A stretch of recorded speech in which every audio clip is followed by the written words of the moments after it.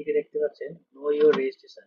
No your রেজিস্ট্রেশনে click করবেন। এখানে ক্লিক করার পর দুটো অপশন আছে, একটা মোবাইল নাম্বার, একটা আধার নাম্বার। তো আপনি মোবাইল নাম্বারতেও রেজিস্ট্রেশন নাম্বার বের করে নিতে পারবেন, বা আধার কার্ডের নাম্বার দিয়েও আপনি আপনার পিএম কিষানের রেজিস্ট্রেশন নাম্বারটি বের করে নিতে পারবেন। তো চলুন আমি আধার কার্ডের নাম্বার দিয়ে রেজিস্ট্রেশন নাম্বারটি বের করি।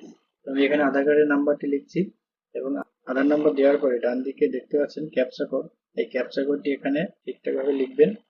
লেখার পরে ডান দিকে গেট মোবাইল ওটিপি, এখানে ক্লিক করবেন। এখানে ক্লিক করলে আপনার আধার কার্ডের সাথে যে মোবাইল নাম্বারটি লিঙ্ক আছে সেই নাম্বারে একটি ওটিপি যাবে। তো সেই ওটিপিটি আপনি এখানে বসাবেন। এই যে দেখতে পাচ্ছেন মোবাইল নাম্বারে একটা ওটিপি গেছে এবং ওটিপিটি এখানে বসাতে হবে।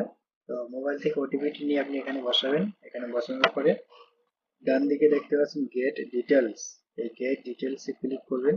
গেট ডিটেলসে ক্লিক করার পর আপনার যে পিএম কিষানের রেজিস্ট্রেশন নাম্বার, সেই রেজিস্ট্রেশন নাম্বার দেখতে পাচ্ছেন বন্ধুরা। বাঁদিকে আপনার পিএম কিষানের রেজিস্ট্রেশন নাম্বার এবং ডান দিকে আপনার নাম। তো এই রেজিস্ট্রেশন নাম্বারটি নিয়েই আমরা এখন পিএম কিষানের স্ট্যাটাসটা দেখতে পাবো। তো চলুন পিএম কিষানের স্ট্যাটাসটা দেখে নিই।